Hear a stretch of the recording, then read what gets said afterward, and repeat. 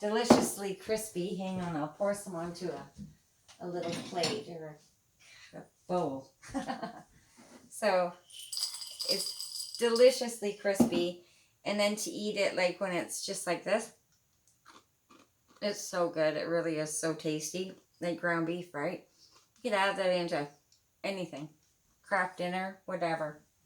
Anyway, so now, excuse me, after you hydrate it, this is what it looks like. It just looks like hamburger.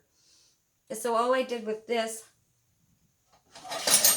is I took the dry stuff and I just spritzed it. And I kind of flipped it around in the dish. And I spritzed it and I flipped it around in the dish as I was heating it up. And you guys, it's just like you just cooked it. And this is the stuff without the breadcrumbs in it. This is just a regular hamburger. So I haven't